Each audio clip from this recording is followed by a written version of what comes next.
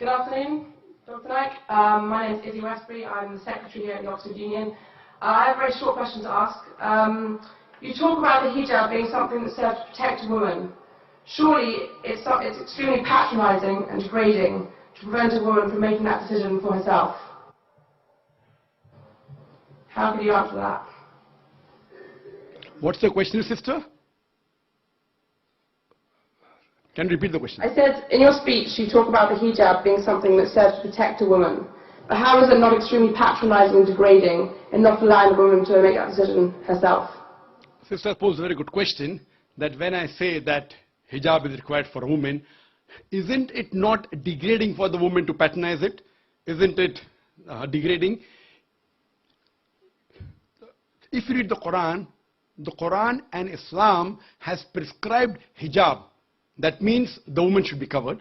The only part that can be seen are the face and the hands up to the wrist. This is for the modesty. And it is not only mentioned in the Quran, it is also mentioned in the Bible. If you read the Bible, in the 1 Timothy, chapter number 2, verse number 9, it says that women should be dressed up with shamefacedness.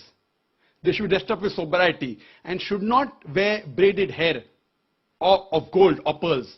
It's further mentioned in the 1 Corinthians, chapter number 5, verse number 7 to 11. The woman that does not cover her head, then she dishonors her head. Her head should be shaved off. Anyway, I don't agree with this. I'm just quoting you from the Bible.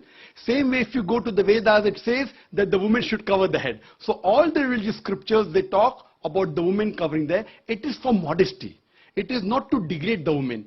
And if you analyze, there was allegation made against me, saying that Dr. Zakir Naik says that that if they don't wear hijab, you know, that if you wear Western clothes, there are chances the woman will be raped. It is a misquotation again. What I said, that if women wear revealing clothes, they have more chances of being raped. What I was doing, the same newspaper, Sunday Times, which spoke against me, 1 year before, on the March of 9th, 2009, Sunday Times carried an article. In Britain, 1 out of 7 feel that the women who wear sexy revealing clothes, she should be hit. I'm sorry, I don't agree with it. This is the statistics that was given in the Sunday Times on the 9th of March 2009, that in Britain, 1 out of 7 Britishers believe that the women who wear revealing and sexy clothes should be hit. I disagree with this. Furthermore, one more article came in 2005. In the same newspaper, Sunday Times, it said that 26% of the Britishers, they feel that wearing revealing clothes is partially or totally responsible for the rape. So what I say, that the more modestly you are dressed up, you are respected more. So Islam has prescribed the modest hijab for the woman, not to degrade her but to uplift her. I do agree there may be cultural differences. Islam cannot force anyone to adopt it. There are cultural differences. For example, I'll give you an example. That some societies, what they feel, that even looking at a woman is immodest. Some societies feel looking is no problem, but touching a woman is immodest. Some of the society feels shaking hand is no problem. Some societies feel kissing no problem. Some societies feel doing anything as long as both agree is no problem. Different societies and different cultures have got different rules and regulations.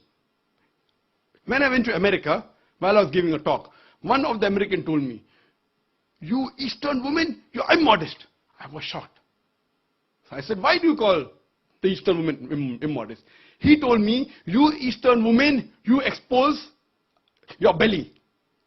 So in America and Western country, exposing belly is immodesty. In India, exposing belly is not immodesty, wearing shorts is immodesty. So what I've realized, sister, there's different culture, there's different system.